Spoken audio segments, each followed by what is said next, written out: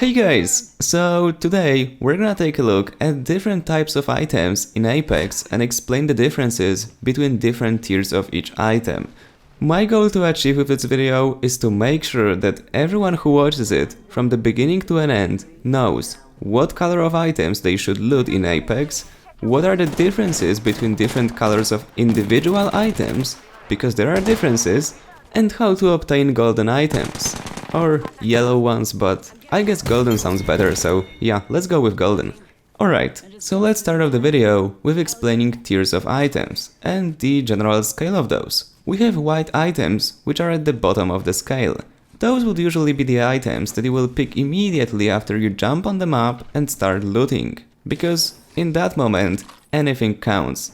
White armor, white helmet, white backpack, anything will help you to survive, and if the opponent doesn't have an armor and you have one, even if it's a white one, which is the worst one, you still have the advantage. So you usually loot them at the beginning of the round, or there is no higher tier items laying around, so that you got to stick with white ones for now. Then we have the blue items, which are slightly less common on the map, and they are one tier higher than the white ones. Above those we have purple ones, which are once again less common on the map than the blue ones and one tier above them. And then at the very top of the scale we got the golden items, which are the best ones to find and the best ones you could possibly play with, but at the same time they are incredibly hard to find on the map. We're gonna explain how to obtain those in a second, but before we go there I just want to explain the differences between different types of items and their tiers. Right, so let's start with helmets. What does a different color of helmet actually mean? Basically, it's pretty simple. The higher the tier of helmet you get, the lower the damage will be when your enemies shoot you in the head. And that's pretty much it. If you played shooter games before, you might be familiar with the term called headshot multiplier, which basically means that players who shoot their enemies into their heads will be rewarded with extra damage points for their accuracy.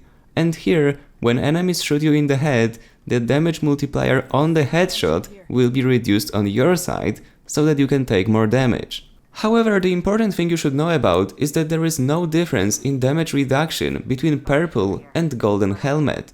The only thing that golden helmet actually gives you is the faster recharge time for your both tactical and ultimate abilities.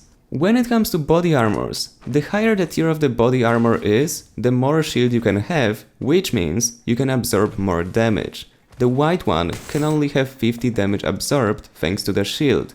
The blue one can absorb 75 damage, the purple one can absorb 100 damage, and the golden one actually also absorbs 100 damage, so there is no difference between purple and gold item. But when you perform a finisher on the enemy that's knocked down, you will actually recharge your shield up to 100% without having to use shield cells. So basically, you can recharge your shield for free. That is, if you manage to pull off a finisher, but yeah, that's the price for it. Then we have the Knockdown Shields, which are the shields that you use when you are waiting for your teammate to revive you, in case you're new to the game. It's quite similar to body armors here, and the white shield can absorb 100 damage, the blue one can absorb 250 damage, the purple one can absorb 750 damage, and the golden one can also absorb 750 damage, but, and here is a pretty cool thing, you can self-revive yourself once. So don't be surprised if the enemy actually stands up after you knock them down without having a teammate reviving them. I actually had it happen to me once when playing, before I learned about this ability, and I basically killed the first guy in the trio, finished him off so that he couldn't be revived, then went for the other two. I knocked them out and went to respawn my teammate because the time was running out, and I was certain that both of them are dead at this point because I killed their third teammate at the beginning, so I knew that both of them couldn't be revived by the third guy, and I just ran to the respawn point and was certain I'll be able to loot them when I come back. Imagine my surprise when they disappeared, there was no loot, I didn't get the kill, and what is even worse, they took the items from my teammate who actually came back for those, so yeah, watch out for it. I didn't know it existed back then. Then we have the last part of the equipment, which is the backpack, and once again, essentially, the higher the tier of backpack you get, the more slots you can actually have within your backpack.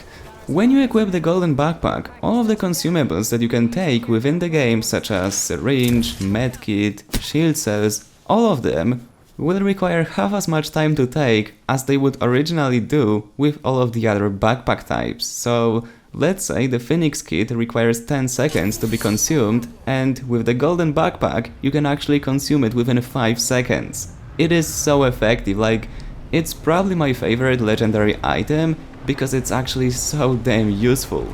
As for the weapon attachments and their tiers, I don't necessarily want to go into details in this video because I would like to also explain what does the certain attachment actually do to a weapon in a separate one, because it would take too long with this video, but essentially the scale is the same, the pattern is the same. The higher the tier of item or the attachment is, the better the upgrade will be. If you're watching this video a couple of days after I published it, there is a big chance I already explained all of the attachments, so if I did, it will be linked on the screen right now. If I didn't, well, you have to wait a bit and subscribe to stay tuned for it, but it will come, I promise. And the last but not least, how do you actually obtain golden items? Well, to be fairly honest, it's quite difficult to find those on the map, and you will have the highest chances of actually obtaining those from 3 things. First of all, supply drops. You can give yourself extra chances in doing so by playing Lifeline, which can actually call in supply drops as their ultimate ability. There is also a bigger chance of those items spawning in the game in the high tier loot zones, which are selected on the minimap with blue circles. The big blue circle selecting one location is the place where you want to drop if you want the best items you can possibly get. Now, you can do it pretty easily right now, not many people figured it out yet, however, as the time goes by, it will be harder because there will be more people landing there to get better items. And the third location where it's easier to obtain those items is the supply ship. Now, many players actually already figured it out, and many of them tend to go for it while dropping on the map, so it's not really an optimal location to go for, but if you're willing to fight for it, it might be worth it. However, not always do the items actually spawn there, so I don't necessarily think it's worth the risk. I tend to go for the higher tier loot zone much more than the ship, because players don't know about it yet, so yeah, it's worth going there. Do keep in mind, however, that those golden items are not limited to those 3 locations. They are easier to obtain there, but it doesn't mean you will not find a golden item laying around in Skulltown, for example, or the water treatment. Pretty much they spawn anywhere on the map, but they are just really difficult to come by. One extra tip I want to give you guys is that when you kill the enemies and you can see their box with items laying on the ground, you can actually tell what item rarity they actually had equipped by the color of the box. So if the box is white, you know that they have no items that were better than white ones. If their box is purple, you know that they had some purple items. And if their box is golden, you know there is at least one golden item inside. Not all of them have to be, although there is a possibility, a tiny one, but still, it is there that they actually had a full set of golden items, but still, even if it's one golden item, it's always worth collecting. And that would be it for this video, guys. But before you click off, I just want to let you know that when I produce more tutorials for Apex, they will be linked on the screen right now, so if you want to check out those videos and learn something more about Apex, you can do so. Just click the link, go to the playlist and pick the video you want to learn from. And yeah, that's pretty much it. Tomorrow I'm probably gonna be making a video about the 2 heroes, or legends as they call them, that are locked by default and you have to unlock them, and talk about if they are actually worth buying. So yeah, stay tuned for that. And as always, guys, if you enjoyed, remember to leave a like, subscribe, and I see you in Apex. See ya!